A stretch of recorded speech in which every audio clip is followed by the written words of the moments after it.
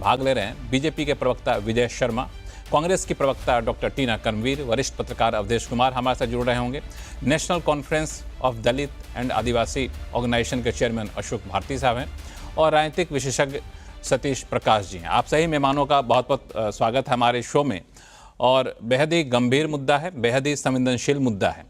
और गृह मंत्री अमित शाह जी ने अभी प्रेस कॉन्फ्रेंस करके कहा भी था कि इस बयान के एक हिस्से की बजाय इस बयान को पूरी तरीके से सुनाया जाए। सभी मीडिया वालों से रिक्वेस्ट भी किया था और हमने अपने स्टोरी में आपने देखा कि पूरा बयान यहाँ पे सुनवाया। लेकिन सवाल पूरे बयान को लेकर के नहीं है, मुद्दा उससे आगे बढ़ गया है। मैं भाजपा के प्रवक्ता से शुरुआत करना चाहूँगा। विजय शर्मा जी, बयान भले ही तोड़ मरोड़ कर पेश किया जाए अगर आपके आरोप को ही मान ले तो, लेकिन ये विवाद भाजपा को तो बैकफुट पर जरूर ला दिया है। प्रधानमंत्री 6 ट्वीट करके इसका बचाव करते हैं, 5 वरिष्ठ कैबिनेट मंत्री आकर के प्रेस कॉन्फ्रेंस करते हैं। आपको लगता है कि थोड़ा सा मुश्किल में डाल दिया ये? लक्ष्मण जी, जब दुष्प्रचार करने की कोई कोशिश करता है तो उसको मुंह तोड़ जवाब तो देना ही पड़ता है और देना भी चाहिए, और देश के सामने सच्चाई आना भी जरूरी है। तो आप मुझे बताइए, हमारे एचएम साहब जो अमित शाह जी हैं, उन्होंने 1.5 घंटे तक बोला संसद में, और मात्र आप 12 सेकंड की बात बोल रहे हैं। और अभी आपने दूध का दूध पानी कर दिया अपनी टीवी के ऊपर। उन्होंने कैसा कहा कि आप कहिए अम्बेडकर जी, हमें को तो आनंद आता है, तो हमें तो अच्छा लगता है, वे बोलिए ना। आपको तो बोलने में शर्म आती है, उनको इज्जत देने में शर्म आती है। तो आप इतिहास देखिए, उनका जो संदर्भ था उसको सही संदर्भ में लेने की जरूरत है। उन्होंने किस तरह से कांग्रेस की एक मतलब पोल खोल के रख दी थी, उससे तिलमलाई हुई थी, और ये बात साफ नजर आती है। अगर कोई गलत बात बोलता है तो उसी टाइम विरोध किया जाता है, वॉकआउट करते, विरोध करते। वहां ये चुप बैठे थे। इनके जो अंकल अमेरिका में बैठे हैं ना, जॉर्ज सोरोस, वहां से कोई चिट्ठी पत्री आई होगी कि भाई इसको कट पेस्ट करके इस तरह से बोलिए, वहां से आइए। तो कांग्रेस पार्टी के पास अपना तो दिल दिमाग कुछ है नहीं, ये तो वहां से विदेश से चलते हैं। तो इन्होंने उस तरह की बातें की नहीं। तो आप देखिए 1952 से लेकर आज तक, 1952 में किस तरह से हराया गया बाबा साहब को। अगर इनके पार्टी और जवाहरलाल नेहरू जी के दिलो दिमाग में अगर थोड़ी सी भी इज्जत बची होती, तो क्या एक जो हमारे भारत रत्न है आज के, उनको हराने का काम करते 1954 में जो उपचुनाव होता है। विजय शर्मा जी, ऐसा करता हूं मैं कि शो को थोड़ा सा अलग अलग हिस्से में बांट लेते हैं। जो आरोप अब आप लगाने जा रहे हैं, मुझे पता है 6 ट्वीट प्रधानमंत्री ने करके ऐसी बातें कही, गृह मंत्री ने भी कही, तो उस पर हम लोग आगे आए कि आप लोगों का जो आरोप है कि कांग्रेस ने बाबा साहब अम्बेडकर को नीचा दिखाने की किन किन मौके पर कोशिश की, उस पर मैं आऊँगा। लेकिन एक बात जो आपने आरोप लगाया कि उस बयान को तोड़ मरोड़ करके पेश किया गया, जब बयान दिया गया उस वक्त तो उनकी बत्ती नहीं जगी, जब बयान दे दिया गया, कल होकर सुबह लगाई तो बड़ा भयानक बयान था, इस पे तो राजनीति की जा सकती है। तो कांग्रेस की प्रवक्ता हमारे साथ डॉक्टर टीना कर्मवीर जुड़ी हुई हैं। टीना जी, ये जो भाजपा का आरोप है कि बयान को तोड़ मरोड़ करके पेश किया जा रहा है, पूरे संदर्भ में बयान को नहीं रखा जा रहा है, तो पूरा बयान सुनने के बाद तो वाकई लगता है कि कहना कुछ और चाह रहे थे लेकिन आप लोग कुछ और परोस रही हैं। जय भीम, जय संविधान। देखिए, आरएसएस और भारतीय जनता पार्टी बाबा साहब से और बाबा साहब के दिए गए संविधान से और संविधान में दिए गए आरक्षण से 3 चीजों से बड़ी नफरत करती है, और ये नफरत शुरुआत से ही दिख रही है। लेकिन जब गृह मंत्री जो कहते हैं अम्बेडकर अम्बेडकर, और वो जी भी नहीं लगाते, विजय शर्मा जी थोड़ा ध्यान से सुनिएगा, वो कहते हैं अम्बेडकर अम्बेडकर अम्बेडकर, एक फैशन बन गया है। तो ये फैशन नहीं है, ये पैशन है, और 140 करोड़ लोगों का पैशन है। अम्बेडकर साहब का नाम लेते ही शरीर में एक ऊर्जा का संचार होता है। तो छुआछूत, शोषण और जो वंचित लोगों की जो आवाज है और जो दर्द है, उसको हिम्मत से आगे बढ़ने का काम करते हैं, ताकत मिलती है हमें बाबा साहब का नाम लेते हुए। लेकिन देश के गृह मंत्री क्या कहते हैं कि आपको 7 जो है जन्मों में जो है स्वर्ग मिल जाएगा। नहीं साहब, हमें स्वर्ग नहीं चाहिए, हमें इसी जन्म में बाबा साहब का दिए हुए संविधान है, उससे देश चलाना है। ये चाहते हैं देश के अंदर मनुस्मृति लागू हो जाए, और ये ऐसा इसलिए चाहते हैं क्योंकि इनके पुरखे यही चाहते थे। आरएसएस के गोवलकर और तमाम इनके जो सुदर्शन जी और जितने लोग हैं, ये सब ये चाहते थे कि ये देश जो है मनुस्मृति से चले।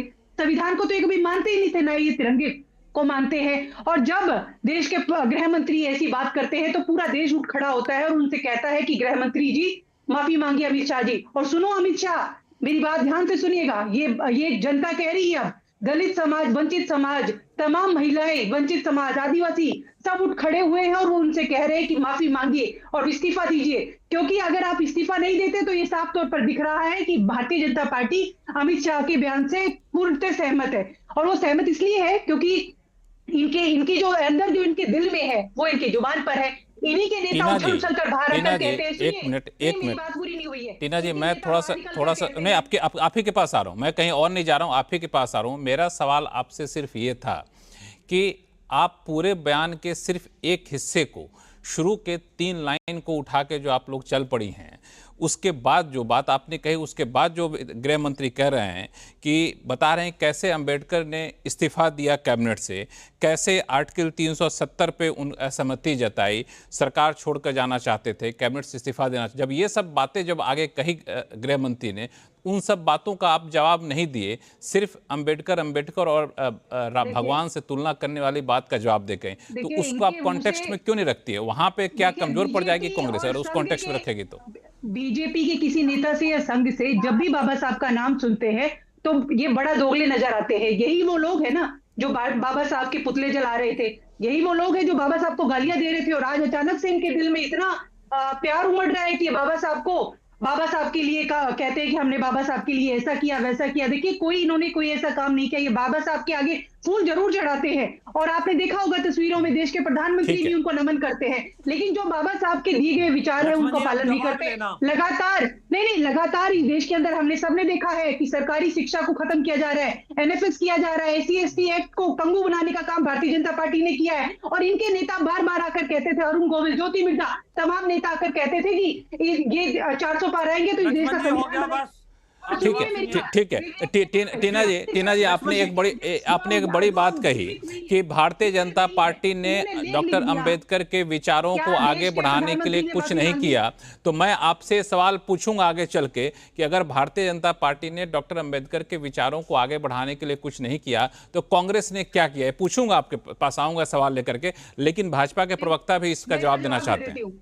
देखिए लक्ष्मण जी, आपके पास आऊंगा, एक मिनट जरा भाजपा प्रवक्ता के पास चलिए। हाँ जी देखिए, अब टीना जी से कुछ सवाल पूछे जाते हैं। 14 अप्रैल को जब बाबा साहब का जन्म हुआ था तो वो अवकाश डे किसने मनाया? जवाब दे दीजिए। पंचतीर्थ किसने डेवलप किए? हमने तो लंदन में जाके किए, वहां भी हमने मेमोरियल बनाया।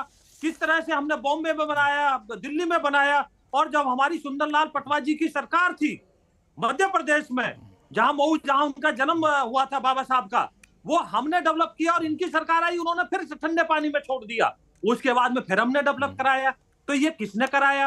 आप मुझे बताइए, संविधान दिवस के रूप में किसने मनाया? वो हमने मनाया। ये SC/ST की बात करती है। 31 यूनिवर्सिटियों में किस तरह से हमने बाबा साहब के विचारों के ऊपर शोध का कार्य चलाया है, वो किसने चलाया? वो हमने चलाया है। अच्छा, तो आपने जवाब बाबा दे दो। साहब को, एक मिनट सुनिए टीना जी, बीच में नहीं बोलता मैं किसी के। बस भारत हो रत्न गया। नेहरू जी ने खुद को दे लिया। कर दिया आपने। नहीं 1955 में नेहरू जी 400 ने पार कर रहे थे। डॉक्टर टीना जी, मैं हूं रोकूंगा, समय आने पर रोक दूंगा, आप उनको बोलने दीजिए।